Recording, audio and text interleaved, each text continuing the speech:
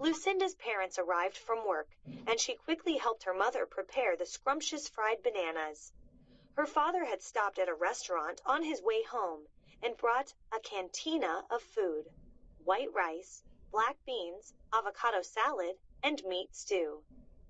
Each food was placed in its own metal container and clipped together like a small pyramid. The local restaurant would have delivered the food to the house each day if the family desired, but Lucinda's father always liked to stop by and check the menu. The restaurant also made fried bananas, but Lucinda's mother didn't think they were as tasty as her own. One of the nice surprises of moving to New Jersey was discovering that the Latin restaurants supplied cantina service. "How was school today?" her mother asked. "Okay," Lucinda replied. The dinner conversation drifted, as it always did, to Mama's problems at work with the supervisor and Papa's frustration with his job. Every day, he had to ride 2 buses and a subway to get to work, which he saw as wasted hours. "You get an education, go to college," Lucinda's father sermonized for the 1,000th time, "and you can work anywhere you like, even in your own house if you want, like a doctor. And if it is far away, you hire someone like me with no education to drive you." Lucinda had grown up hearing the lecture. Perhaps she would have been a good student anyway, for she certainly took to it with enthusiasm. She had discovered books at a young age. School only heightened her love of reading, for its library supplied her with an endless source of material. She excelled in her studies and won top honors in English class. She was so proficient at learning the English language that she served as a tutor to kids in lower grades. Despite her father's wishes, Lucinda had no intention of becoming a doctor or a lawyer. She wasn't sure what she would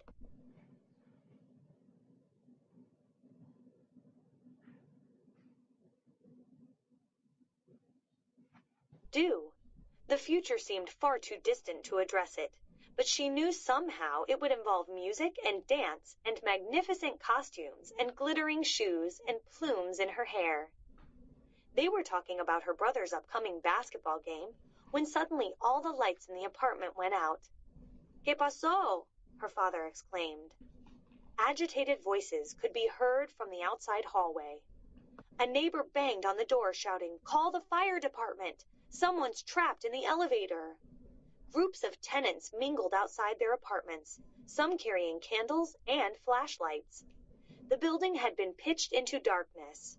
"We'll get you out," someone shouted to the woman caught between floors. Lucinda cried, "Chauncey!" He must have hit the master switch. She could hear the distant wail of the fire engines and knew it was only a matter of minutes before they checked the room where the dog was hidden. "I'll be right back," Lucinda yelled to her mother as she raced out the door.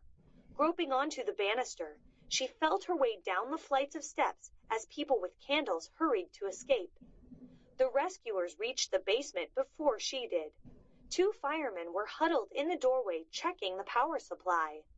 Lucinda looked frantically for the dog, but he was gone.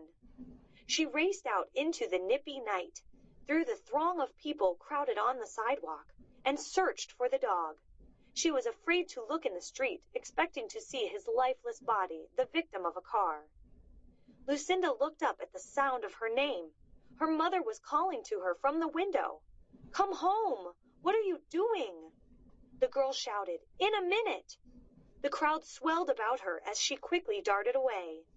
Lucinda didn't plan it, but she found herself in front of Ashley's house minutes later. She was on the sidewalk with the rest of her neighbors, gazing up the block at the commotion in front of Lucinda's building. "Hi," Lucinda stammered. Ashley took a moment to place the face and then returned the smile. "Hi." Lucinda looked about nervously, wondering if any of the adults belonged to Ashley's family. She didn't have a moment to waste. "What happens," she blurted out, "when a dog runs away? Do the police catch it?" The blonde, chubby teenager with light green eyes and glasses with pink frames shrugged. "Probably. If they do, they only take it to the pound." "What's that?" It sounded bad, whatever it was.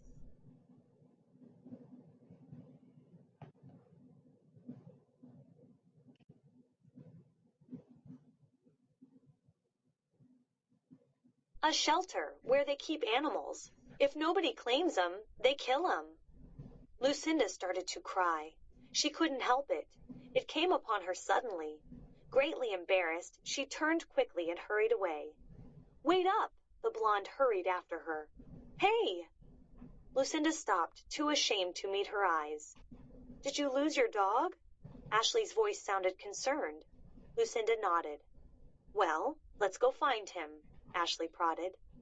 They searched the surrounding neighborhood and checked underneath all the cars parked in the area in case he was hiding. They searched basements and rooftops. When all else failed, they walked to the park along the river where Lucinda pointed out the tree where she had found him. The girls decided to sit on a nearby bench in case Chauncey reappeared, though they realized there was little hope. Lucinda knew her mother would be frantically worried. "She probably has the police looking for me," she told Ashley. "You've only been gone an hour." "It's the first time I've left the house, except to go to school. Since we moved here," she revealed. It was a beautiful night, despite the cold tingling breeze that swept up from the river. The New York skyline was ablaze with golden windows silhouetted against dark, box-like steel structures. You could make out the red traffic lights along the narrow streets. A long, thin barge sailed down the river like a rubbery snake. Lucinda learned that Ashley's mother was a lawyer, often away from home for long periods, and her father operated a small business in New York's Chinatown, which kept him busy 7 days a week. An only child, she spent her time studying and writing letters. "Who do you write to?" Lucinda asked. "My grandmother mostly. She lives in Nevada. I spend the summers with her." Lucinda told her how lucky she was to be able to see her grandmother. She felt dangerously close to tears again and quickly changed the subject. "I never see you with any friends in school. Why?" Ashley shrugged. "Guess I'm not the friendly type. Most of the girls are only interested in boys and dates. I intend to be a famous writer one day, so there's a lot of books I have to read, just so I know what's been done." It made sense. "What are you going to be?" Lucinda admitted she had no ambition, no particular desire. But maybe if she had her choice, if she could be anything she wanted, it would probably be a dancer. "My grandmother used to take me to her friend's house who used to be a famous ballerina in Cuba. She'd let me try on her costumes, and she'd play the records and teach me the steps. It hurt my feet something awful. Hers used to bleed when she first started, but she said it got easier after the first year." Ashley told her, "You have the body for it. I bet you'd make a wonderful dancer." When it became apparent that Chauncey would never return, the girls walked home together. Despite all that had happened, Lucinda found herself sad to have the evening end. For the first time since leaving her homeland, she felt somewhat at peace with herself. She now had someone to talk to, someone who understood, someone who carried her own pain. "Want to have lunch tomorrow?" Ashley asked her. "I usually run home and eat in front of the television. I'm a great cook. My first book is going to be filled with exotic recipes of all the countries I plan to visit. And if you want," she gushed excitedly, "after school we can go to the library. You can get out a book on how to be a ballerina." Lucinda agreed immediately. That would be wonderful. The girls parted on the sidewalk, and Lucinda raced home, where her irate father and weeping mother confronted her angrily. "Where have you been? I was only going to wait 5 more minutes, and then I was calling the police. Where were you?" Before she could stammer a reply, the lights went out. "Not again!" her mother shrieked.